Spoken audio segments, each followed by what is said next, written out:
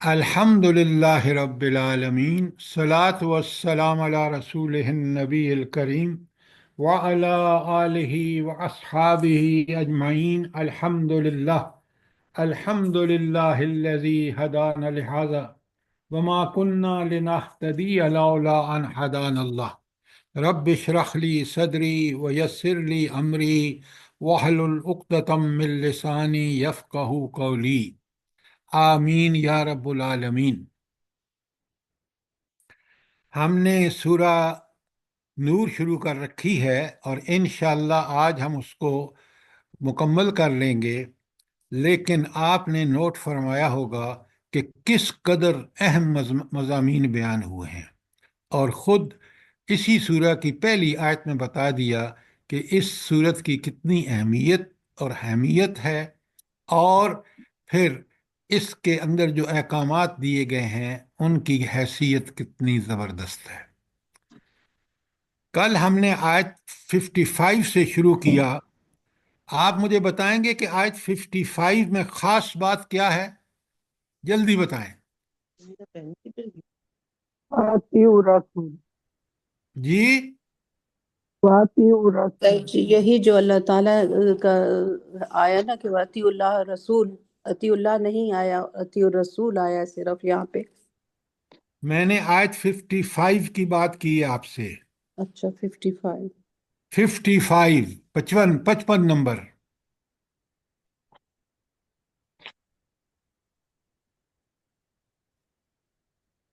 سر توحید کا ذکر ہے۔ کیا بات کر رہے ہیں آپ؟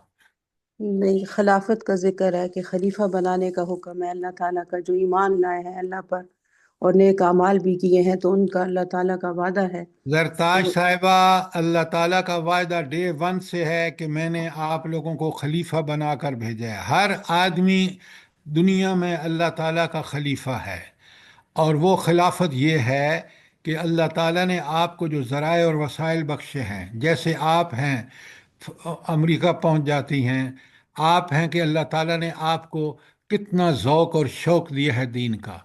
تو بندہ خلیفہ وہ ہوتا ہے، نائب وہ ہوتا ہے جس کو ذمہ داریاں بھی دی جائیں اور ان ذمہ داریوں کو پورا کرنے کے ذرائع اور وسائل بھی دیے جائیں۔ اللہ تعالیٰ نے ذرائع اور وسائل دے کے ہمیں دنیا میں بھیج دیا اور یہ بتا دیا کہ تم نے وقت کے نبی کی اطاعت کا حق ادا کرنا ہے۔ جی یہ ہے خلیفہ جس کا آپ ذکر کر رہے ہیں۔ یہاں جو آج 55 میں ہے وہ ہے خلافت، غلبہ اور تمکن، کہ اللہ تعالیٰ ان لوگوں کو جو یہ شرائط پوری کریں گے جو آج 55 میں ہیں، اور تو اللہ تعالیٰ ان کو ان صفات کے جب ایک اکثریت اپنا لے گی، اللہ تعالیٰ اس کو دنیا میں اقتدار عطا فرمائیں گے۔ یہ خلافت یہاں اس کا مفہوم یہ ہے، اور ان شرائط کے ساتھ ہے جو کل میں نے آپ کو کھول کھول کے بتائی ہیں۔ جی، جزاک اللہ۔ اچھا، ایک بات تو یہ ہو گئی۔ پھر آپ نے دیکھا کہ آیت 56 میں، قرآن اپنے سامنے رکھیں، آپ اس پہ نوٹ نہیں لکھتے ساتھ میں، اللہ تعالیٰ فرماتے ہیں اقامت الصلاۃ اور ایتاء زکوٰۃ، اور رسول صلی اللہ علیہ وسلم کی اطاعت جو ہے وہ آپ کے لیے جب تک یہ تین چیزیں نہیں ہوں گی، اقامت صلاۃ، ایتاء زکوٰۃ، اطاعت رسول صلی اللہ علیہ وآلہ وسلم، بلکہ اتباع رسول، تو جب تک آپ کو اللہ کی رحمتوں کے مستحق نہیں ہو سکتے۔ اور پھر اللہ تعالیٰ نے آیت 57 میں کافروں کو صاف صاف بتا دیا تم میں کتنی قوت ہی نہیں ہے کہ اس ساری طاقتوں، قدرتوں، اختیار، اقتدار کے مالک کو تم جو ہے وہ عاجز کر سکو۔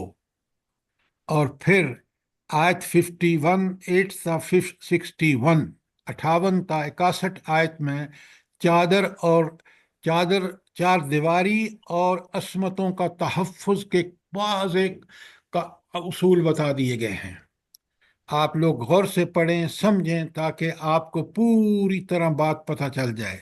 تو آیت 59 ہو، 60 ہو، اور حتیٰ کہ 61 میں بھی یہ سارے اللہ تعالیٰ نے وہ قوانین بتائے ہیں جن سے ہم ان کو پوری طرح فالو کر کے ہماری چار دیواری اور ہماری عصمتیں جو ہیں وہ محفوظ ہو جاتی ہیں۔ اور جس معاشرے میں ان چیزوں کا اہتمام ہو، ان کے گھروں کے اندر دین دیکھا جا سکتا ہے، ماحول دینی ماحول ہوتا ہے۔ لیکن آج ہم مغرب زدہ اتنے ہو گئے ہیں کہ ہمیں اس مغرب زدگی نے، دنیا کی تو چند شاید ممکن ہے کچھ سہولتیں مل گئی ہوں، لیکن آج آپ دیکھ رہے ہیں پوری دنیا اس کیپٹلسٹ سسٹم کے تحت کس قدر پریشان ہے۔ کرپشن دیکھ لیں، مسلمان ملکوں کو دیکھ لیں، اپنے ملک کو دیکھ لیں۔ تو اگر ہم اس قرآن کی طرف نہیں پلٹے اور اللہ تعالیٰ سے توبہ نہ کی اپنے گناہوں کی، یقین مانے یہ واحد ذریعہ ہے جو اللہ تعالیٰ نے بتایا اپنے اس قرآن میں، کہ کوئی قوم اپنے گناہوں سے توبہ تائب ہو کر جب پلٹتی اللہ کی طرف، اللہ تعالیٰ اس کو مہلت دے دیتا ہے۔ تو کاش میں اور آپ اور ہماری قوم اس قرآن سے یہ نصیحت پکڑ لے۔ یہ تھا خلاصہ جو کل ہم نے پڑھا ہے۔ آج ہم نے جو آج پڑھنا ہے ہم نے وہ ہے، اللہ آپ کا بھلا کرے، بہت 62 سر۔ جی 62 سے۔ اچھا، اب ذرا دیکھیں صورتوں کا اختتام، دیکھیں کتنا زبردست ہے۔ اللہ تعالیٰ فرماتے ہیں 62 میں، بسم اللہ الرحمن الرحیم، انما المومنون الذین، بے شک مومن تو وہ لوگ ہیں۔ اب مجھے اور آپ کو الرٹ ہو جانا چاہیے کہ کون اللہ قرآن میں کس کو مومن کہہ رہا ہے۔ کون ہے مومن؟ آمنوا باللہ ورسولہ، ایمان لائے اللہ اور اس کے رسول پر، سبحان اللہ و بحمدہ۔ اچھا، پھر کیا کیا ایمان لانے کے بعد؟ وَإِذَا كَانُوا مَعَهُ عَلَىٰ أَمْرٍ امر جامع لم يذهبوا حتى يستأذنوا، اور پھر جب کسی اجتماعی کام کے موقع پر رسول اللہ صلی اللہ علیہ وسلم کے ساتھ ہوں تو اس سے اجازت لیے بغیر نہ جائیں۔ پتہ ہے یہ کیا ہوتا تھا؟ منافق جو تھے نا مدینے میں، وہ کیا کرتے تھے کہ وہ جب نبی کریم صلی اللہ علیہ وآلہ وسلم کسی اجتماعی کام کے لیے بلاتے، مثلاً آپ دیکھیں کہ وہیں پر یہ حکم سارے مسلمان مل کے اور کھود رہے تھے خندق، غزوہ خندق میں، تو منافق کیا کرتے تھے؟ وہاں سے آنکھ بچا کے نکل گئے، یا نبی کریم صلی اللہ علیہ وسلم سے اجازت ہی نہ لئی۔ یہاں آپ دیکھ لیں، بڑے غور سے دیکھیں کہ اگر کسی ایسے کام کے لیے آپ کو بلایا جائے تو آپ وہاں سے نبی کریم صلی اللہ علیہ وآلہ وسلم کی اجازت کے بغیر وہاں سے نہیں نکل سکتے۔ مومن ہے، پہلے تو سب سے اہم کام یہ ہے، کیوں؟ یہ اجتماعی کام ہے، پوری قوم، ملت اور غلبہ دین کے لیے ضروری کام ہے، اس لیے یہاں سب چھوڑ چھاڑ کے آئیں۔ جب نبی کریم صلی اللہ علیہ وآلہ وسلم موجود ہیں تو مجھے اور آپ کو وہاں بالکل حاضر ہونا چاہیے۔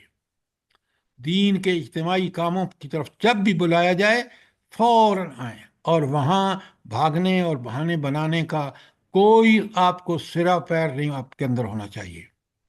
تو اس لیے آپ یہاں بتایا جا رہا ہے کہ اگر انہیں کسی کام کے لیے جانا بھی ہے ضروری تو نبی کریم صلی اللہ علیہ وآلہ وسلم سے اجازت لیے بغیر نہ جائیں۔ یہ کن کاموں کے بارے میں ذکر ہے؟ وہ کام جو اجتماعی مفاد کے لیے ہیں۔ مسلمان دیکھیں کس قدر پابند ہے اللہ اور اس کے رسول کے احکامات کا۔ اور پھر آگے فرمایا فَإِذَا اسْتَأْذَنُوكَ لِبَعْضِ شَأْنِهِمْ فَأَذِنْ لِمَنْ شِئْتَ مِنْهُمْ۔ اللہ تعالیٰ کہتے ہیں کہ جب یہ اجازت مانگیں تو رسول اللہ صلی اللہ علیہ وسلم کو کیا حکم دیا؟ بس جب وہ اپنے کسی کام سے اجازت مانگیں تو جسے تم چاہو اجازت دے دیا کرو۔ یہ اللہ کے رسول صلی اللہ علیہ وسلم پر اللہ نے چھوڑا، کیوں؟ کہ وہ عین عدل اور انصاف سے کام لیتے ہیں کہ اجازت مانگیں تو آپ جس کو چاہیں اجازت دے دیں۔ تو یہ اختیار نبی کریم صلی اللہ علیہ وآلہ وسلم کا کہ کتنا اہم کام ہے اور اس بندے کی وہاں کتنی ضرورت ہے، اس کے پیش نظر جو بھی فیصلہ کریں گے وہ بالکل عین عدل اور انصاف کے مطابق ہوگا۔ وَاسْتَغْفِرْ لَهُمُ اللَّهُ، اور اللہ تعالیٰ سے ایسے لوگوں کے لیے دعائے مغفرت کرو۔ ذرا غور فرمائیں، کیوں مغفرت کرو؟ ان اللہ غفور الرحیم، اللہ ہی معاف کرنے والا ہے، بخشنے والا ہے، اور اللہ ہی رحم کرنے والا ہے۔ تو آپ نے دیکھا کہ یہ پوری آیت اگر آپ اس کو دیکھیں نا تو اجتماعی کاموں سے کھسکنے والے منافقین کو بہت بڑی تنبیہ کر دی گئی ہے۔ کوئی سوال، کوئی چیز کلیئر نہ ہوئی ہو اس جی آج کے دور میں بھی ہوگا کہ جس طرح کسی کو ہم کوئی ذمہ داری دیتے ہیں دینی کے لحاظ سے، تو وہ آگے سے بہانے بنانا شروع کر دے اور ٹائم نکالے ہی نہ، اپنے کام اس کو پرائیورٹی پہلی پہ اپنے دنیاوی کاموں کو رکھے۔ دیکھیے، یہ آپ جو بات کہہ رہے ہیں بالکل ٹھیک ہے۔ اگر ہم دعوت دین کا کام کر رہے ہیں اور ہمارے اوپر کوئی ذمہ داری آتی ہے تو ہمیں بخوشی قبول کرنی چاہیے۔ اللہ تعالیٰ ہمارے وقت میں برکت ڈالے گا، ہمارے کاموں میں برکت ڈالے گا، اور اگر ہم نعوذ باللہ منافقوں کی طرح اپنے آپ کو بچائیں گے کسی بہانے سے، آپ یقین مانیں اللہ کی برکت ہمیں کبھی نہیں ملے گی۔ ہمارے کاموں میں آسودگی کبھی ان کا نتیجہ تسلی بخش نہیں ہوگا، لیکن اگر ہم نے اللہ کے دین کے لیے کام کو اپنے ذمے لے لیا، اللہ تعالی ہمارے کاموں میں آسانیاں پیدا فرما دے گا۔ یہ بالکل تجربے کی بات ہے۔ آپ خود دیکھ لیں، جس قدر کام آپ کر رہے ہیں اللہ تعالیٰ نے کتنی آپ کے لیے آسانیاں پیدا کی ہیں، کبھی نوٹ کیا آپ نے؟ جی سر جی، بہت زیادہ، بہت زیادہ، یہ الحمدللہ۔ صرف یہ بات سمجھنے کی ہے۔ مومن یہ سمجھتا ہے کہ میرے کام اللہ کے حکم سے ہی ہوتے ہیں، میں نے تو ایک تھوڑی سی کوشش کی، میں مکلف ہوں، لیکن اللہ تعالیٰ کس طرح برکت دیتا ہے ایسے لوگوں کے جو اللہ کے دین کے غلبے کے لیے کام کر رہے ہیں۔ میں حیران اور پریشان ہو جاتا ہوں کہ کس آسانی سے اللہ تعالیٰ کاموں کو آسان فرما دیتے ہیں۔ سر یہاں ان سے بے مراد شک۔ جیسے جہاد میں جانے کے لیے بھی ہو سکتا ہے کہ نبی پاک صلی اللہ علیہ وسلم سے جیسے اجازت مانگتے تھے پیچھے کسی غزوہ کے موقع پر، تو منافقین نے کہا تھا کہ ہمارے گھر غیر محفوظ ہیں، تو آپ سے اجازت مانگ رہے تھے نہ جانے بالکل کے لیے۔ آپ نے ٹھیک کہا۔ جہاد تو کیونکہ نبی کریم صلی اللہ علیہ وآلہ وسلم جو جہاد کے لیے ساری صحیح اور کوشش کر رہے تھے وہ غلبہ دین کے لیے تھا، وہ تو اس میں اجازت مانگنا اور بہانے بنانا یہ اپنے آپ کو اللہ کے عذاب کا مستحق بنانا ہے۔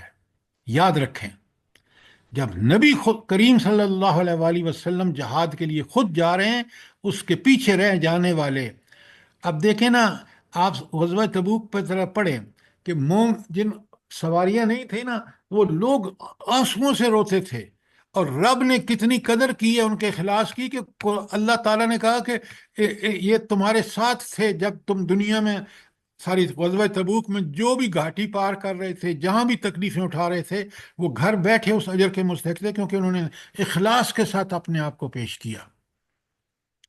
لہذا یہ جو آپ نے فرمایا کہ جہاد کے لیے یہ تو بدرجہ اتم ضروری ہے۔ جی سر، جزاک اللہ۔ دیکھیں نا، یہ موقع کہ انسان کو جہاد کا موقع سامنے آئے اور پھر وہ اس سے کنی کترائے، آپ یقین مانیں اس کا ایمان غارت ہو گیا۔ کوئی سوال آج 62 کے بارے میں؟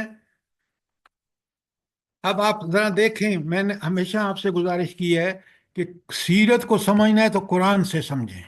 اب قرآن کی اس آیت کو دیکھیں کہ نبی کریم صلی اللہ علیہ وآلہ وسلم کی اجازت کے بغیر آپ وہاں سے جا نہیں سکتے، کھسک نہیں سکتے۔ آپ ذرا اور مقام و مرتبہ دیکھیں نبی کریم صلی اللہ علیہ وآلہ وسلم کا۔ اچھا، اوپر آپ نے دیکھا کہ آخر میں آیا کہ آپ ان کے لیے استغفار کریں، تو اللہ تعالیٰ کے رسول کو یہ حکم اس لیے دیا جا رہا ہے کہ ان کی یہ کمزوری ہے، تو اس کمزوری کا علاج یہ ہے کہ آپ بھی ان اللہ کی سے معافی مانگیں، اور یہ بھی اگر کوئی غلط ہو گئی ان سے تو یہ معافی مانگیں فوراً، اور صدق دل سے نبی کریم صلی اللہ علیہ وآلہ وسلم کی اتباع کا حق ادا کریں۔ اور میں اور آپ، جب ہمیں پتہ چل جائے کہ یہ کام نبی کریم صلی اللہ علیہ وآلہ وسلم نے اس طرح کیا، تو ہم بھی بالکل اسی طریقے پر اتباع کا حق کریں، من و ان اسی طریقے پر کریں۔ اچھا، اب آ جائیے آیت 63 پر، اور پھر دیکھیں اللہ نے کیا مقام مرتبہ نبی کریم صلی اللہ علیہ وآلہ وسلم کا رکھا ہے۔ اللہ تعالیٰ فرماتے ہیں بسم اللہ الرحمن الرحیم، لا تجعلوا دعاء الرسول بینکم کدعاء بعضکم بعضا۔ کتنی زبردست بات ہے! مسلمانوں، اپنے درمیان رسول اللہ صلی اللہ علیہ وسلم کے بلانے کو آپس میں ایک دوسرے کا ساتھ بلانا مت سمجھو۔ جب نبی کریم صلی اللہ علیہ وآلہ وسلم بلائیں تو آپ کو فوراً حاضری دینی چاہیے، اور جو حکم کام آپ کے سپرد کریں اس کو کرنے کا حق ادا کرنا چاہیے۔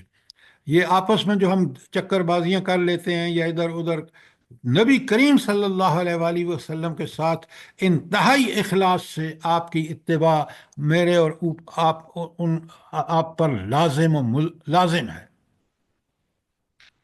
کتنی بڑی بات ہے! یہ ہے نبی کریم صلی اللہ علیہ وآلہ وسلم کا مقام، کہ اپنے درمیان رسول اللہ صلی اللہ علیہ وآلہ وسلم کے بلانے کو آپس میں ایک دوسرے کا سا بلانا ہرگز نہ سمجھو۔ کتنی بڑی بات ہے! اور پھر اللہ وارننگ دے رہا ہے منافقین کو، آگے سنیں، قد یعلم اللہ الذین یتسللون منکم لواذا، اور اللہ ان لوگوں کو خوب جانتا ہے جو تم میں سے ایسے ہیں کہ ایک دوسرے کی آڑ لیتے ہوئے چپکے سے سٹک جاتے ہیں۔ تو اللہ بھی جانتا ہے، اور پھر اسی اللہ کے سامنے میں نے پیش ہونا ہے اور آپ نے پیش ہونا ہے، اور پھر وہاں جب یہ صورتحال آپ جس منافقین کی پیش ہوگی تو سوچیں ان کو کون بچائے گا وہاں؟ اس اللہ سے جس کے پاس علم کا بھی کمال اور اقتدار اور اختیار کا بھی کمال ہے۔ اب اللہ وارننگ دے رہے ہیں آیت 63 میں، فَلْيَحْذَرِ الَّذِينَ يُخَالِفُونَ عَنْ أَمْرِهِ، اور رسول اللہ صلی اللہ علیہ وسلم کے حکم کی خلاف ورزی کرنے والوں کو ڈرنا چاہیے۔ کس بات سے ڈرنا چاہیے؟ ان تصیبہم فتنہ، کہ وہ کسی فتنے میں گرفتار نہ ہو جائیں، او یصیبہم عذاب علیم، یا ان کو دردناک عذاب نہ آ جائے ان پر۔ اب آپ ذرا نوٹ فرمائیں کہ رسول اللہ صلی اللہ علیہ وسلم کی نافرمانی کس معمولی درجے میں تو فتنہ ہوگی، آزمائش ہوگی، اور جب اس پہ آدمی عمل کر کے تو پھر اس کے لیے عین ممکن ہے کہ اللہ تعالیٰ کا انتہائی دردناک عذاب کا وہ بندہ شکار ہو جائے۔ اب آپ مجھے بتائیں، یہ جو آیت 63 اور پہلے 62 ہم نے پڑھی ہے، 62 اور 63، اس میں جو نبی کریم صلی اللہ علیہ وآلہ وسلم کا مقام و مرتبہ اللہ نے بتایا ہے، وہ آپ اور میں بیان کر سکتے ہیں؟ ہرگز نہیں۔ وہ رب ہی جس نے یہ آپ کو مرتبے عطا فرمائے ہیں، اور اللہ تعالیٰ نے کس طرح تاکید کی ہے کہ نبی کے بلانے کو آپ ایسا نہ سمجھیں کہ آپ ایک دوسرے کو بلا رہے ہیں۔ اچھا، کوئی سوال آیت 62 اور 63 کے بارے میں؟ اگر آپ نے سمجھ لیا ہے تو بڑا آگے سنیں، آیت 64 میں پڑھ رہا ہوں، اللہ خبردار، ان للہ ما فی السماوات والارض، زمینوں میں آسمان میں جو کچھ ہے وہ اللہ کا ہے۔ یہ توحید ملوکیت ہے کہ کائنات کی ہر چیز جو ہے اس پر اختیار اللہ تعالیٰ کا ہے۔ اچھا، یہ دو آیتوں کے بعد جو پہلے 62 اور 63 آئی ہے، یہاں یہ کیوں آیا ہے کہ خبردار اللہ تعالیٰ زمین و آسمان میں جو کچھ ہے اس کا مالک ہے؟ کیوں آئی ہے یہ آیت ان دو سر آیت؟ یہ دو آیات بڑی سخت ہیں، بہت سخت زبردست احکامات ہیں، تو اگر نہیں مانو گے تو پھر اللہ تعالیٰ تو بہت طاقت قدرت والا ہے، تو تمہاری پکڑ ہوگی، ڈر جاؤ۔ ڈاکٹر صاحبہ، آپ جب یہ بات کہہ رہے ہیں نا، بات تو ٹھیک کہہ رہے ہیں، اس الفاظ میں بھی اتنی سختی ہونی چاہیے کہ لوگوں یاد رکھو، یہ جو حکم دے رہا ہے ان آیت 62 اور 63 میں، وہ ہستی کون ہے؟ زمین و آسمان کی بادشاہ ہے، اور تم نے اس کے پاس سامنے فردن فردن پیش ہونا ہے۔ اگر تم نے اس جو پچھلی آیات میں احکامات آئے ہیں، اگر تم نے ان کی خلاف ورزی کی تو یاد رکھو تمہیں پیش ہونا ہے اس ہستی کے ساتھ۔ یہ جو دو دو ٹکے کے آپ کے ججز ہیں نا، جو بدماشی کے انتہا کر رہے ہیں، وہ اللہ خود منصف ہوگا، اور وہ منصف کون ہے؟ جو زمین و آسمان کا مالک ہے۔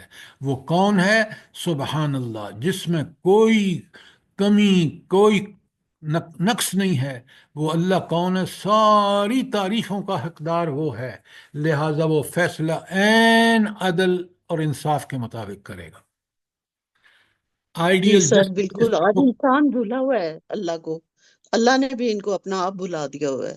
سورہ حشر۔ ڈاکٹر صاحبہ، قرآن اس اللہ کو اس لیے بلایا ہوا ہے کہ ہم نے قرآن کو بھلا دیا ہے، ورنہ جو یہ آیتیں پڑھے گا سمجھے گا اس نے اللہ کو نہیں بھلایا، اس کو اللہ بار بار یاد دہانی کرا رہا ہے۔ جی سر بالکل۔ اچھا، ایک تو یہ بات یاد رکھے، اور اللہ تعالیٰ پھر کتنی زبردست یاد دہانیاں ہیں۔ قد یعلم ما انتم علیہ، اور تم جس روش پر بھی ہو اللہ تعالیٰ اس کو جانتا ہے۔ اللہ اکبر!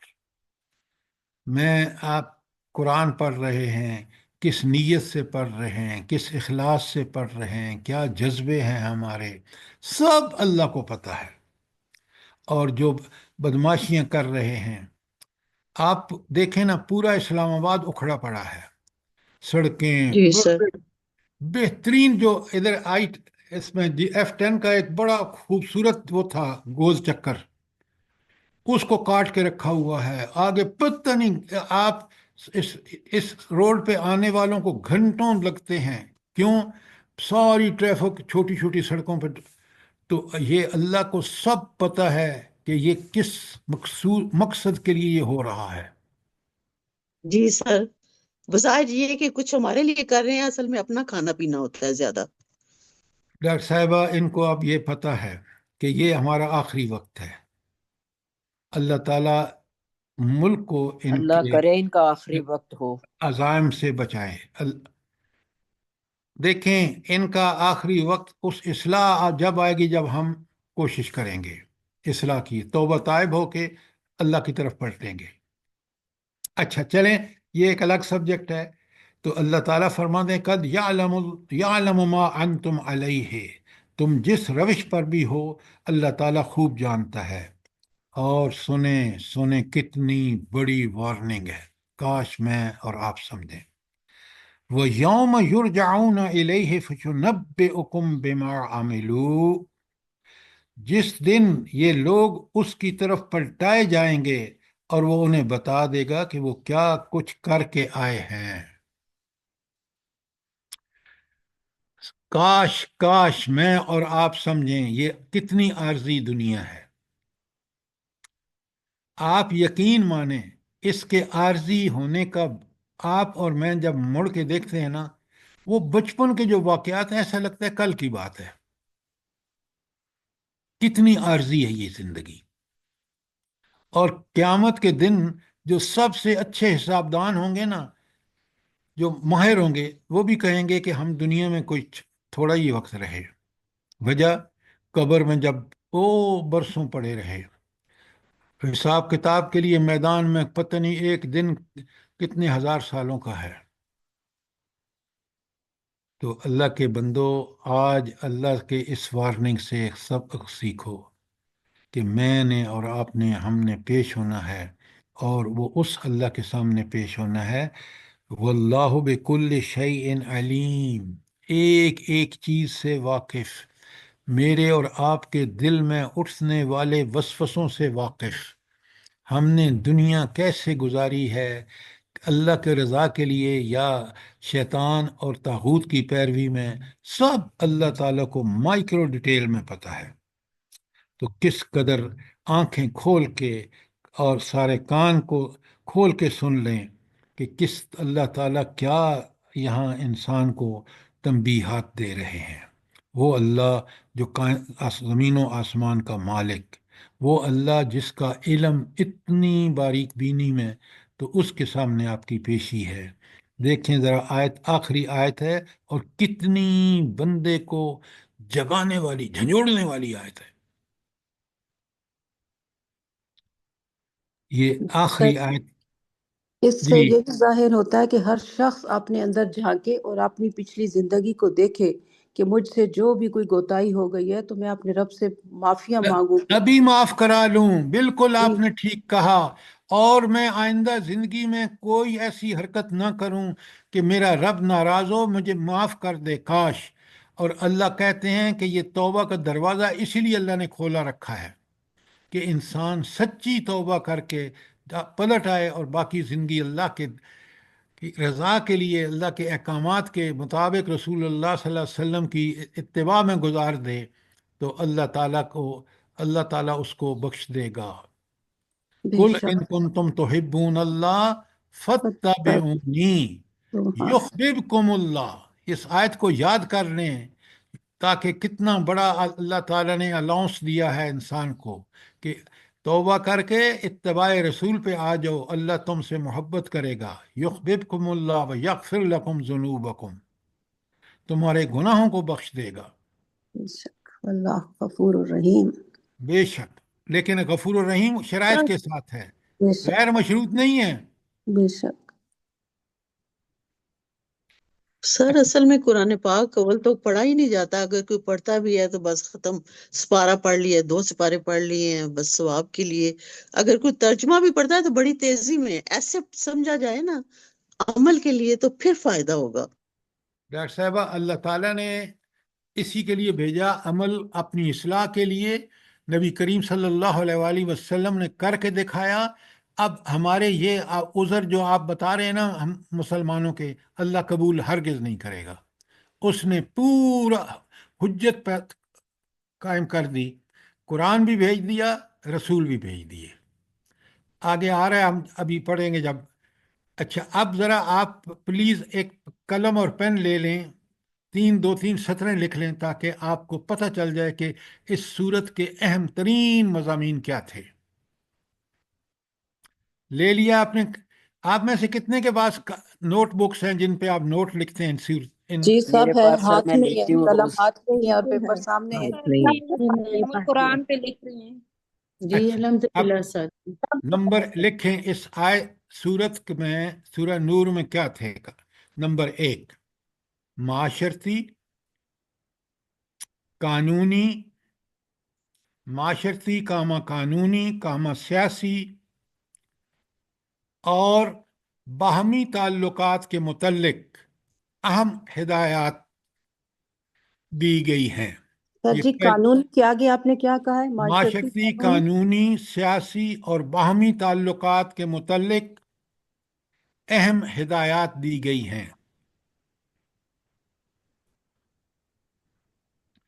نمبر 2، تعزیری احکام۔ تعزیری کا مطلب ہے وہ احکام جن کی خلاف ورزی پر سزا ہوتی ہے۔ تعزیری احکام، کاما زنا، کاما لعان، کاما قذف، کاف 2 نقطے والا، قذف اور بہتان کی ممانعت۔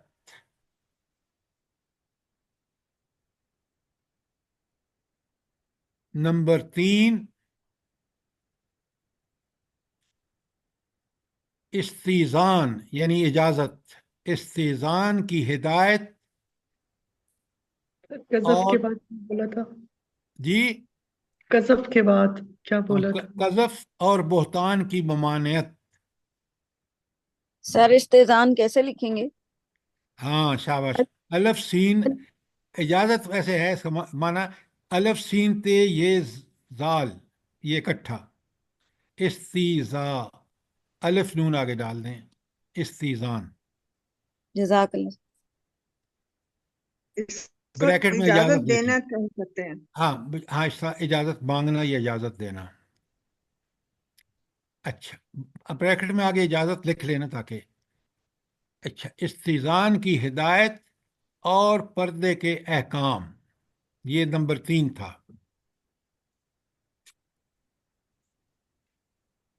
نمبر 4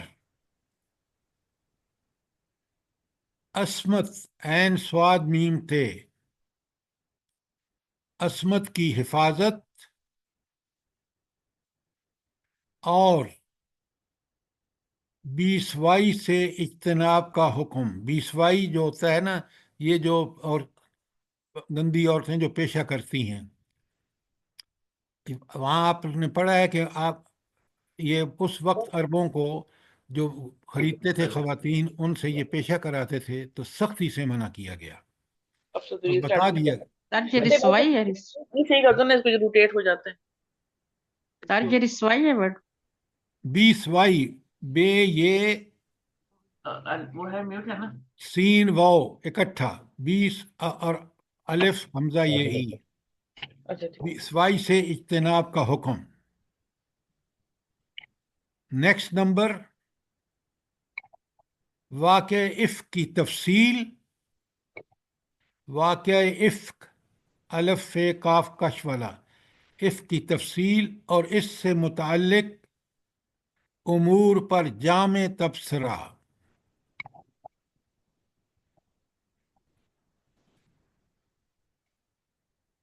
نیکسٹ نمبر شیطان کے فتنوں اور منافقین کی شرارتوں سے آگاہ کیا گیا ہے. شیطان کے فتنوں اور منافقین کی شرارتوں سے آگاہ کیا گیا ہے. اور آخری بات، مسلمانوں سے خلافت عرضی کا وعدہ کیا گیا ہے.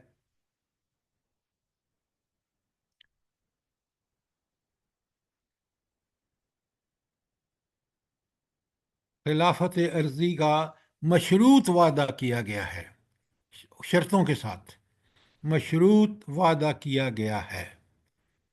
یہ آپ کی اس صورت نور کے بڑے مرکزی مضامین ہیں. پورا خلاصہ آپ کے سامنے ہے. کوئی سوال، کوئی چیز کلیئر نہ ہوئی ہو.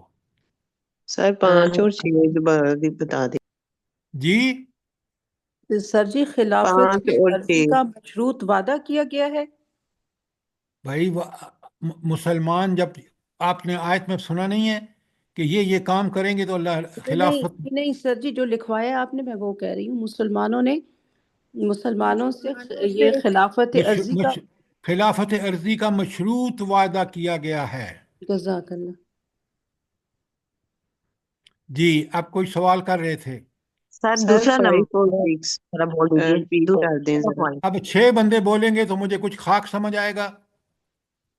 سر دوسرا نمبر کا جو نقطہ ہے نا وہ ذرا بیان کر دیں. معاشرتی، قانونی، سیاسی اور باہمی تعلقات والے پہلا ہے اور دوسرا بس بیان بتا دیجیے ذرا. تعزیری احکام، تعزیری وہ تعزیر. احکام ہوتے ہیں جن کا اگر ان کی خلاف ورزی کی جائے تو سزا ہوتی ہے. وہ جیسے کوڑوں کی سزا ہے. نمبر 1. نمبر 2 زنا 100 کوڑے غیر شادی شدہ کو. لعان اگر آپ کسی پہ الزام لگائیں تو 4 گواہ لانے ہوں گے. قذف کسی پر بہتان لگانا. اس کی سختی سے ممانعت ہے، اور اس کے بارے میں جو بھی احکامات ہیں وہ سارے وہاں موجود ہیں اس سورہ میں۔ اب بات سمجھ آ گئی؟ جی سر، جزاک اللہ۔ سر 5 اور 6 سے دوبارہ بتا دیں پلیز، کیا چیز؟ پوائنٹ 5 اور 6۔ پوائنٹ 5 کو بولیں کیا ہے؟ واقعہ اف کی تفصیل اور اس کے واقعہ متعلق جامعہ تبصرہ۔ اللہ کے بندو، آپ پڑھ چکے ہیں کہ حضرت عائشہ صدیقہ کا جو واقعہ ہے، جب نبی کریم صلی اللہ علیہ وسلم ان کو غزوہ مستلق پہ لے گئے، بنو مستلق پر، اور پھر وہاں جو واقعہ پیش آیا ہے کہ کس طرح منافقین نے حضرت سرائی کی، اور وہ ساری تفصیلات میں آپ کو بتا چکا ہوں، کس طرح اس پہ جامع تبصرہ اس صورت میں موجود ہے کہ مسلمانوں کو کیا کرنا چاہیے۔ پوائنٹ لکھنا تھا، جی، واقعہ عفت کی تفصیل، اور سیکنڈ پوائنٹ کیا ہے؟ اس کے متعلق 5 اور جامعہ 6 تبصرہ۔ پوائنٹ۔ اس کے امور پر جامعہ تبصرہ۔ ٹھیک ہے، جزاک۔ یہ میں ساری نمبر چیزیں آپ کو بیان کر چکا ہوں۔ نمبر 6، شیطان کے فتنوں اور منافقین کی شرارتوں سے آگاہ۔ ہاں، آپ نے دیکھا کہ منافقین کے بارے میں کتنی تفصیل آئی ہے کہ کس طرح یہ نبی کریم صلی اللہ علیہ وآلہ وسلم کسی کام کے لیے بلاتے تھے، بہانے بنا کے یا آنکھیں بچا کے نکل جاتے تھے، یا ان کی دوسری جتنی حرکات بیان ہوئی ہیں، آپ تفصیل آپ سامنے آپ کے آ چکی ہے۔ اب ذرا آپ اس کو دیکھیں، ایک اچھے اسٹوڈنٹ بنیں۔ میں آپ کو کھول کے بیان کر دیتا ہوں، آپ نوٹس لکھیں، پھر بعد میں سمجھیں، جب کوئی سمجھ نہ آئے تو سوال کریں۔ سر جی، یہ منافقین کے آپ نے ہمیں 37 پیج بھی بھیجے ہیں۔ ہاں، لیکن وہ پڑھیں تو آپ کو پتہ چلے گا نا۔ اگر آپ جی جی، پڑھ رہے ہیں الحمدللہ۔ آپ تو پڑھ رہے ہیں، آپ ان کی ضرورت بھی سمجھتے ہیں کہ ہمیں پتہ چلے کہ یہ منافقین کون ہوتے ہیں، کہیں خدا نہ خواستہ ہم بھی منافقوں والی حرکت تو نہیں کر رہے۔ ہاں، اللہ بچائے۔ سر یہ آخری رکوع کے بارے میں ایک پوائنٹ اور لکھ سکتے ہیں کہ نبی پاک صلی اللہ علیہ وسلم کا مقام مرتبہ کا بیان، یہ بھی ہو سکتا ہے اس میں؟ بالکل ہو سکتا ہے، لیکن اطاعت رسول کا وہ سارے پہلو یہاں اجاگر کیے گئے ہیں۔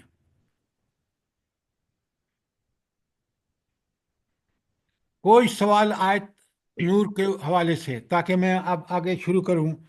اب نیکسٹ سورہ جو ہے، سر جی یہ دیکھیں کتنا زیادہ اس میں ہمارے بتایا گیا کہ عصمت کی حفاظت کے بارے میں، اور عورتیں پتہ نہیں کون سی آزادی چاہیے ان کو، اور کون سا وہ ان کو چاہیے۔ آپ ان کو آزادی چاہیے شیطان کے اکساہٹ پر، ان کو شاید چاہیے طاغوت کے۔ آپ اللہ تعالیٰ آپ کو ہمیشہ محفوظ رکھے اور ہم قرآن و سنت کے مطابق زندگیاں گزاریں۔ میں نے یورپ کو دیکھا، امریکہ کو دیکھا، افریقہ کو دیکھا، اور اس کے جو فتنے ہیں، کوئی فیملی لائف نہیں ہے، یقین مانیں۔ آج بھی امریکہ میں اس وقت جو صورتحال ہے نا، ایز ٹوڈے، آپ اگر وہاں دیکھیں کہ خواتین کہتی ہیں کہ بھائی ہم نے، کیونکہ آزادی سے نوکریاں کر رہی ہیں، ڈگریاں لے رہی ہیں، شادی وہ نہیں کرتی، شادی وہ نہیں کرتی۔ تو آپ دیکھ لیں وہ بچے جو اس طرح پیدا ہوتے ہیں، وہ ان کا کوئی وہاں پرسان حال نہیں۔ وہ میں میں آپ کو ایک بات بتاتا ہوں، سنیں بڑے غور سے۔ میں جب 1969-70 میں ماسٹر کر رہا تھا نا، امریکن لڑ رہے تھے یہاں ویتنام میں، بڑے ہنگامے ہو رہے تھے وہاں امریکہ کے اندر کہ واپس لو ہمارے بچوں کو۔ اچھا، یہ بات تھی اس وقت، یہ کوئی آپ دیکھ لیں کہ 70 سال پہلے کی بات ہے، بلکہ اس سے بھی زیادہ۔ اب جب یہ مرے یہاں افغانستان میں، ان کی لاشیں بھی واپس گئی، کوئی ہنگامہ نہیں ہے۔ تو میں نے اپنے دوستوں کو فون کیا کہ میں نے کہا یار، یہ وہاں جب ویتنام میں لڑ رہے تھے تو اتنا مسئلہ تھا ان کے لیے کہ امریکہ میں ہلہ مچی ہوئی تھی، اب کچھ بھی نہیں ہے۔ انہوں نے مجھے بتایا کہ یہ سارے بچے جو ہیں، ان کے والدین کا کوئی پتہ نہیں ہے، جی سر۔ اور اس لیے ان کا کوئی وہ تو اولادیں تھیں، ان کو پتہ تھا، ان کی محبت تھی اولاد کی، جس کے والدین سڑکوں پہ آتے تھے۔ اب ان کے لیے کون آئے؟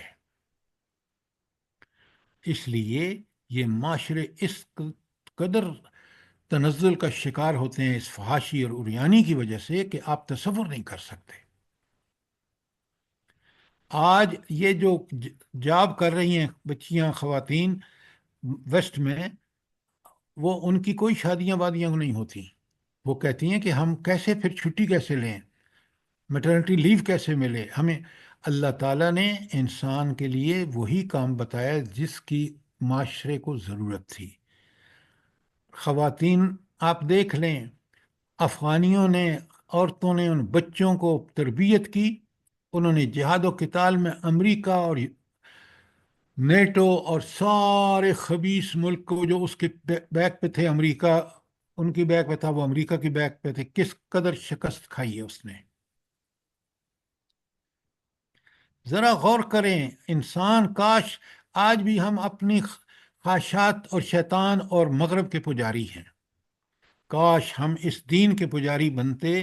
تو آپ دیکھ لیں ایک ایک صورت جو ہے آپ کے سامنے، سورہ نور ہے، کتنی پابندیاں اللہ نے اس لیے لگائیں تاکہ یہ فحاشی اور عریانی کا سیلاب لوگوں کو غارت نہ کر دے۔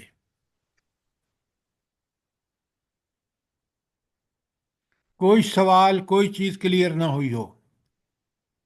سر اس سر کو ان ذرا چیزوں وضاحت کا کتنا برا انجام ہے، آپ بالکل ٹھیک کہہ رہے ہیں۔ یہ جرمنی میں بھی آج تک لوگ جو ہے نا، یہ امریکن جو جب یہ تھے یہاں پہ، تو انہوں نے یہاں کی لڑکیوں، جیسے آپ کہہ رہے ہیں شادیاں وادیوں کو، تو جہنم میں گئے اور ان سے تعلقات کر کے تو ان کی اولادیں پیدا کی ہوئے ہیں۔ وہ جو ڈھونڈتے ہیں آج کل بھی سر، وہ ڈھونڈتے ہیں اپنے ماں باپ کو پتہ، ان کو نہیں پتا کہ ہم لوگ کس کی اولاد ہیں۔ انا للہ و انا الیہ راجعون۔ جی کوئی اور خاتون سوال کر رہی تھی؟ سر یہ ذرا آیت 63 آیت کو ذرا وضاحت کر دے۔ قد یعلم اللہ الذین یتسللون منکم لوازن، اس تک ذرا وضاحت کر دیں سر۔ بڑا آسان ہے۔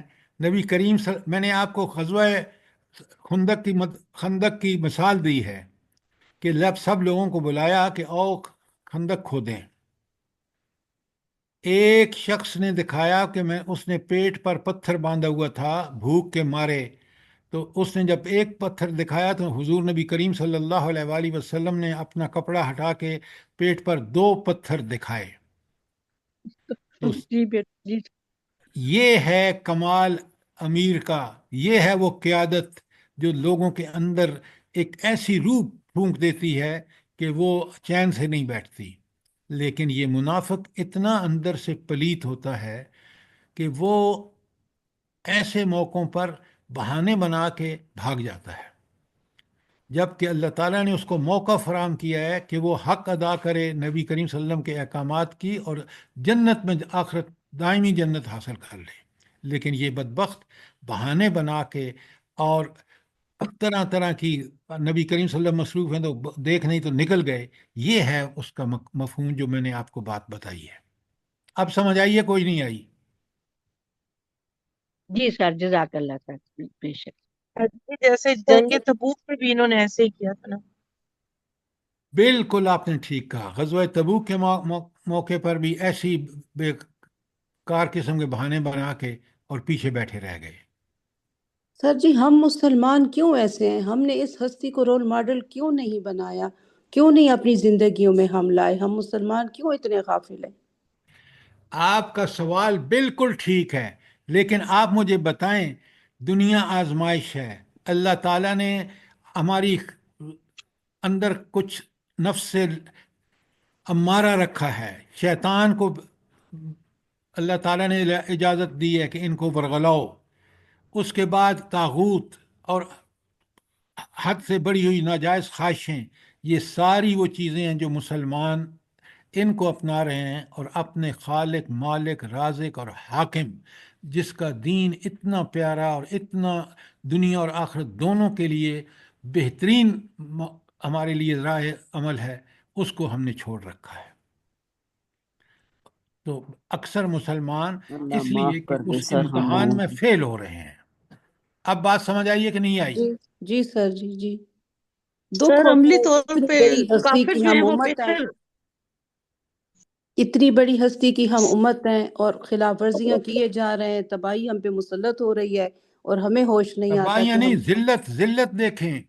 جی بالکل پلٹنے کی کوئی خواہش اگر نہیں ہے آپ کسی کی۔ سوشل میڈیا پہ نیتن ہاؤ کو دیکھیں نا کہ کس طرح للکار رہا ہے اور کتنے بے غیرت ہیں ہم. اگر یہ عرب سارے مل کے پیشاب کریں نا تو بہہ جائے فلسطین کا علاقہ. لیکن جی کس سر. قدر ہم ذلتوں میں پستیوں میں گر چکے ہیں، اللہ کے مغضوب یہودیوں سے بھی بڑھ کر ہیں ہم. اللہ تعالیٰ کا ہر اصول. برائی ہمارے اندر. اچھا، اب آپ مہربانی کریں گے کہ اس صورت کو دوبارہ کئی بار سامنے پڑھ کے اور اس کو سمجھیں گے تاکہ اللہ تعالیٰ مجھے بھی اور آپ کو زندگی میں ایسا مومن بنائے جو اللہ تعالیٰ کا پسندیدہ بندہ ہوتا ہے.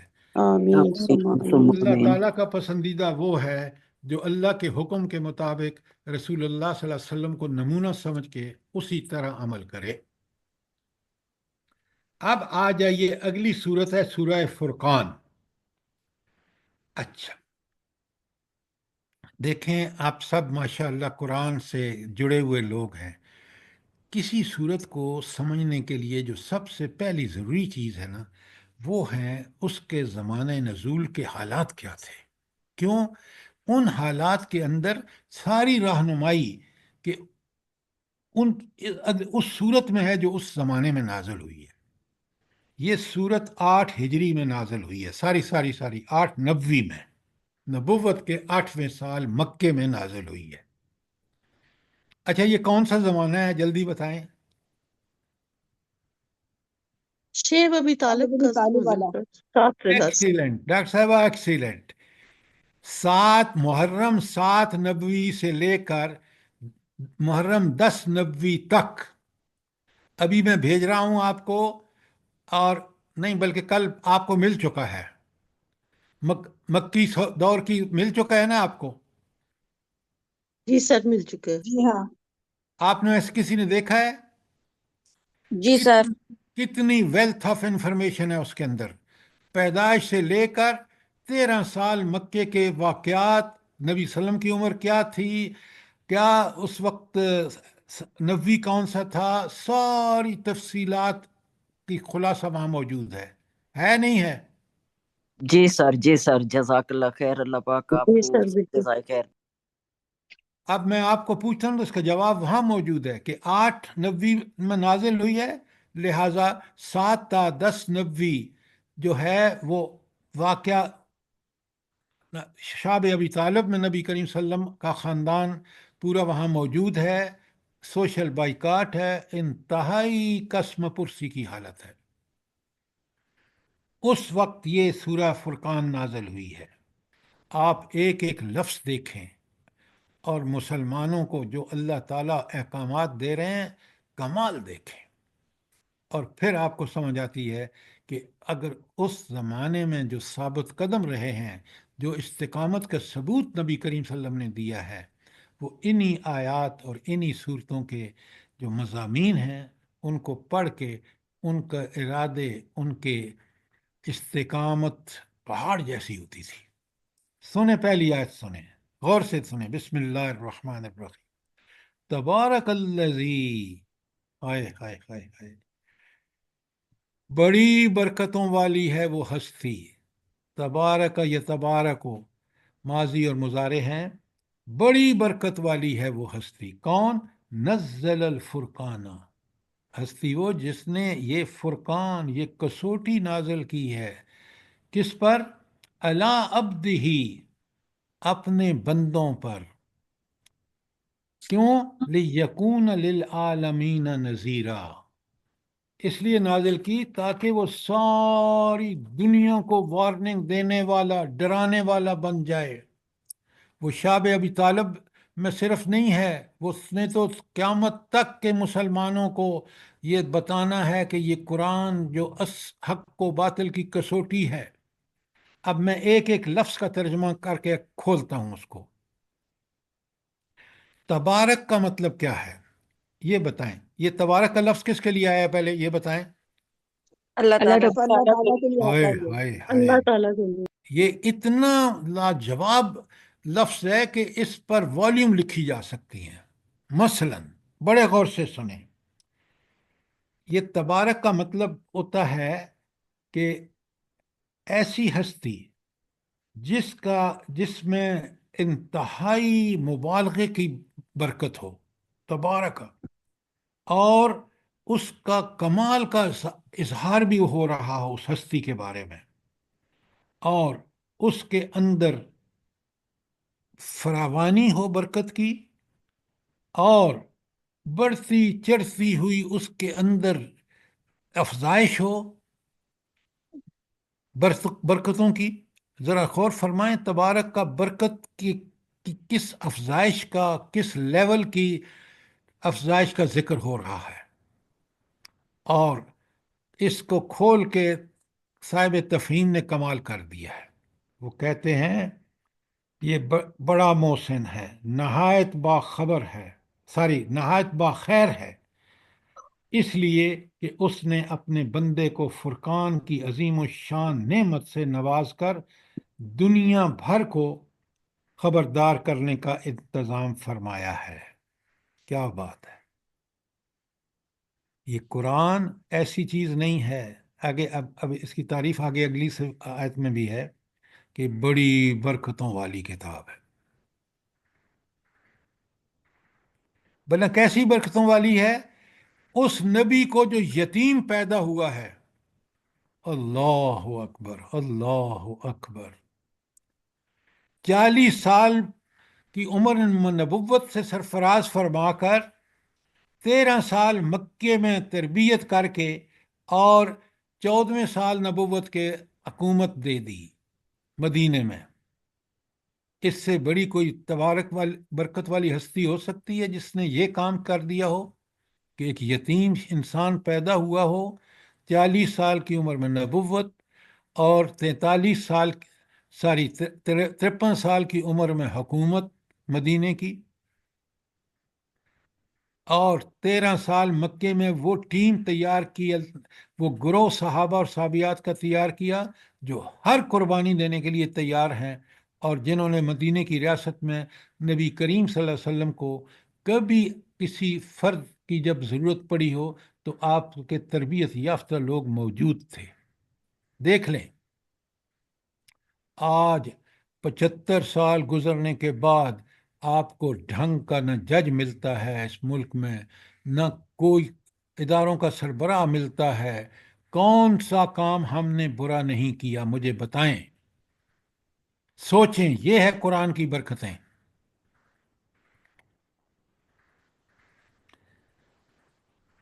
پھر سر ہمارا مسئلہ تو یہ ہے کہ چن چن کے برے لوگوں کو اوپر لایا جاتا ہے، جو ایماندار ہو اسے سسٹم میں سے نکال ہی دیتے ہیں۔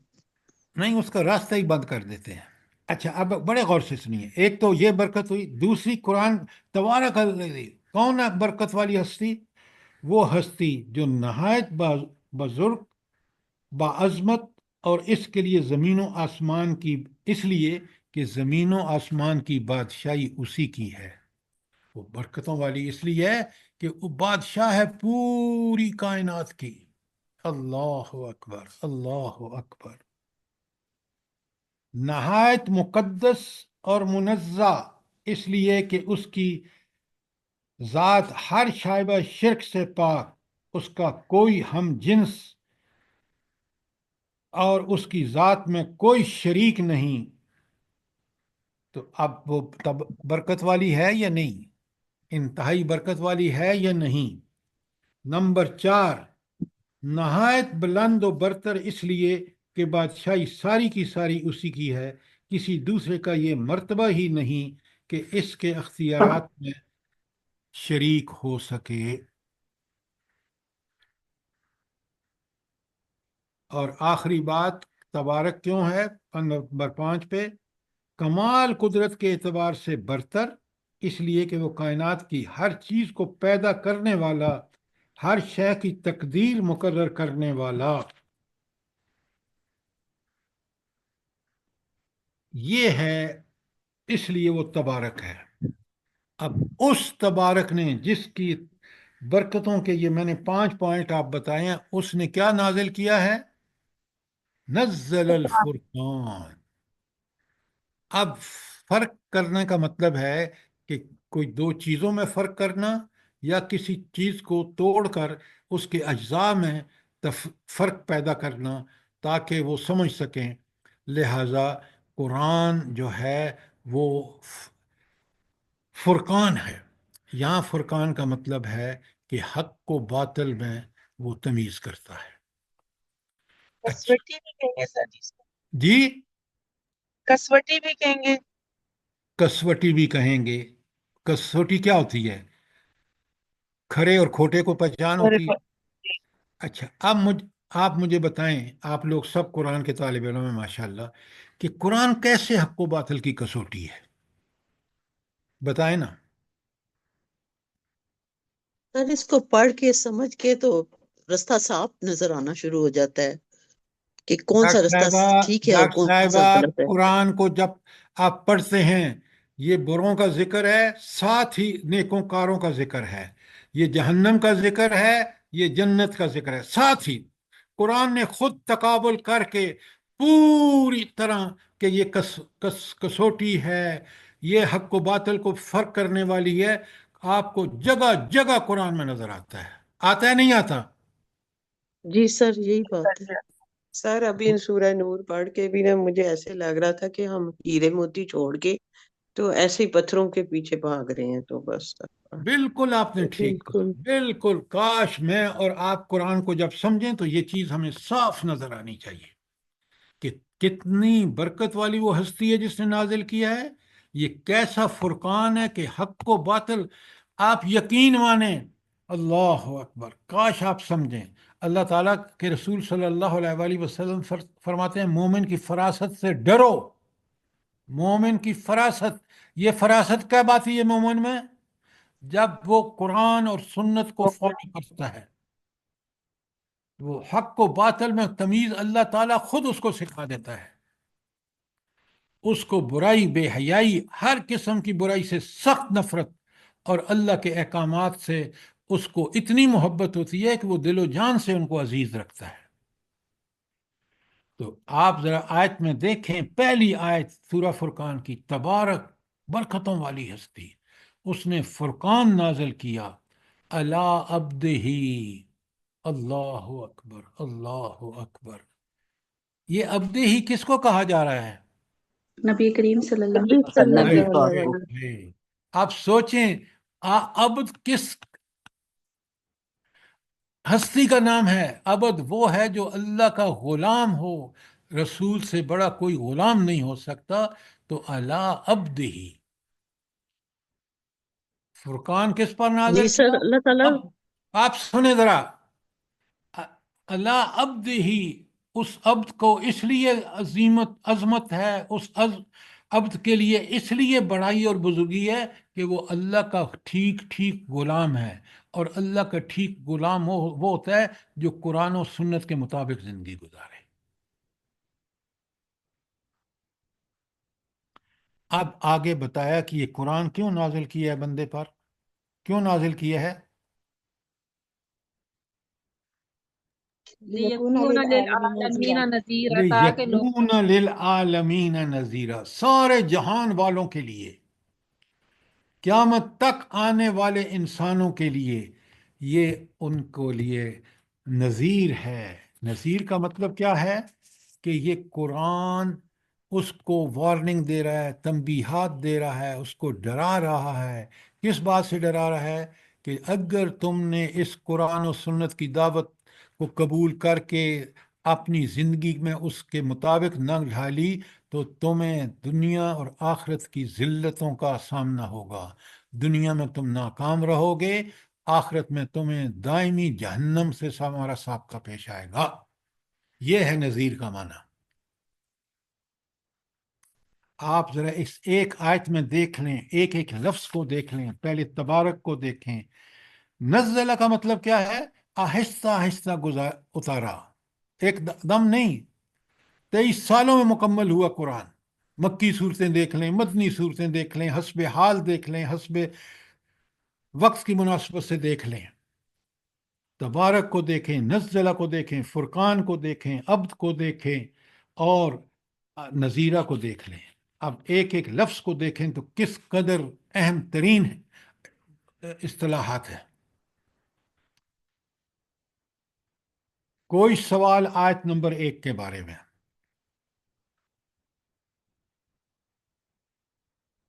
جلدی بتائیں۔ ایک آیت میں سب کچھ بتا دیا اللہ پاک نے، دیکھیں۔ بے شک، بے شک، کاش میں اور آپ اس کو غور سے پڑھیں۔ سر آپ یہ بندے کا تو لفظ پہلی دفعہ مطلب سمجھ آیا ہے، اتنی دفعہ ہم نے پڑھا ہوا ہے بندے کا مطلب بندگی کرنے والا، غلامی، اس طرح سے ہم نے کبھی بھی نہیں پڑھا تھا۔ جزاک اللہ سر۔ دیکھیں نا نبی سر کریم آج لوگ جی فرمائیں۔ جی سر میں کہہ رہی ہوں کہ اب تو مانتے ہی نہیں نا، کہتے ہیں وہ نور تھے۔ یہ بھی بڑی بحثیں چلتی ہیں، قرآن وہ پاک میں بحثوں کو صاف چھوڑ لکھا دیں، ہوا ہے۔ بحثوں کو چھوڑ دیں، آپ گمراہیوں کے پیچھے کیوں جاتے ہیں؟ یہاں اللہ شان بتا رہا ہے، عبد ہی، اس کا بندہ۔ کس کا بندہ؟ تبارک الذی کا بندہ، فرقان نازل کرنے والے کا بندہ۔ گویا اس نے بندگی کا حق ادا کیا اس قرآن کو اور اس فرقان کو، اور اس نازل کرنے والے تبارک کا اس نے جب حق ادا کیا تو وہ اس کا بندہ ہوا، اور اس بندے کو اللہ تعالیٰ اس لقب سے پکار رہے ہیں جو اس کے نزدیک سب سے اعلیٰ لقب ہے۔ اللہ اب دہی میں اللہ کی کتنی محبت محسوس ہو رہی جس ہے۔ ہاں، طرح کتنی کہف کی محبت! پہلی آیت میں بھی کاش اسی طرح فرمایا۔ کاش آپ یہ سمجھیں کہ کس محبت سے اللہ تعالیٰ کہہ رہے ہیں کہ فرقان نازل علی عبدہ۔ آپ اتنا مزہ آتا ہے نا جب آپ اس کو پوری طرح سمجھتے ہیں۔ یقین مانیں، انسان کہتا ہے کتاب ہے تو یہ ہے، پڑھنے کے لائق ہے تو یہ ہے، مجھے کتنا اس نے ایلیویٹ کیا ہے، کس قدر میرے ایمان میں، میرے فہم و ادراک میں، میری بصیرت میں اس قرآن نے اضافہ کیا ہے۔ بے شک سر جی، عقل جو ہے نا دنگ رہ جاتی ہے کہ کتنی رحمتیں اور برکتیں ہم قاصر ہیں سمجھنے سے۔ اس لیے تو تبارک کہا نا کہ تبارک الذی، ذرا نوٹ فرمائیں۔ سبحان اللہ۔ سر اس آیت جو آخری معنی للعالمین نا، اس سے نبی پاک صلی اللہ علیہ وسلم کے خاتم النبیین ہونا بھی ثابت ہو رہا ہے نا۔ دیکھیں کیونکہ للعالمین کے لیے میں نے جو جس بندے پہ کیے فرقان نازل کیے وہ تمام جانوں کے لیے، تمام جہان والوں کے لیے، یعنی کہ آپ کا اس یہ کے بعد پہلو بالکل ٹھیک ہے، اگر آپ جتنا غور کریں گے نا، آپ قیامت تک اس قرآن میں غور کرتے رہیں گے، آپ کو نئی سے نئی چیزیں ہاتھ آئیں گی۔ اس لیے آپ دیکھیں اس ایک آیت کے اندر کتنے پہلو ہیں جو غور کرنے کے ہیں۔ کاش میں اور آپ غور کریں، سمجھیں، یقین اور مانیں۔ کتنی دنیا کے لوگ مسلمان ہو رہے ہیں، اور یہ صرف قرآن شریف کے۔ میں نے کل ابھی آپ کو بھیجتا ہوں، جی جی سنیں، ایک لڑکی ہے، مجھے کسی نے بھیجا ہے، وہ عرب لڑکی ہے، ساری یورپین لڑکی ہے۔ وہ کہتی ہے کہ میں اس پر مسلمان ہوئی کہ ایک مسلمان ماں فلسطینی وہ اپنے مردہ بچے کو ہاتھ میں لے کر وہ کہتی ہے اللہ اکبر۔ وہ کہتی ہے کہ میری شکل دنگ رہ گئی کہ مردہ بچہ اس کے ہاتھ میں ہے اور وہ اللہ کی تعریفوں میں مگن ہے۔ اس نے کہا کہ میں اس چیز کو دیکھ کے کہ کون سی چیز اولاد، اور وہ بھی اولاد اس حال میں کہ مرا ہوا بچہ اس کے ہاتھ میں ہے، اور وہ رب سے کہہ رہی ہے کہ تو ہی سب سے بڑا ہے۔ میں ابھی آپ کو بھجواتا ہوں، آپ ذرا اس پوری کو سنیں، انگریزی میں ہے، آپ کو سمجھ آ جائے گی کہ اس کے پیچھے اس ایک مسلمان مومنہ عورت کا یہ عمل کتنے کافروں کو مسلمان کر دیا اس نے۔ جی سر آپ نے بھیجی ہے گروپ میں سر، آ دیکھیے گئی آپ آپ کے؟ جی آ جی گئی سر آپ ملی ہے سر، جی مل جی گئی ہے سب کو۔ کاش آپ ان پہ غور کیا کریں، ان کو سمجھا کریں، پھر قرآن کو دیکھیں کہ قرآن نے کس طرح وہ فلسطینی ماں جس نے دنیا کے دل کو ہلا کے رکھ دیا، یقین مانے اس رب کے کیا کہنے، کتنا برکتوں والا ہے۔ چلیں وقت ختم ہو گیا۔ ربنا تقبل منا انک انت السمیع العلیم وتب علینا انک انت التواب الرحیم۔ آمین ربنا ثم تقبل آمین۔ منا انک انت السمیع العلیم وتب علینا انک انت التواب الرحیم۔ جزاک اللہ۔ آمین جزاک اللہ خیر آمین۔ سر۔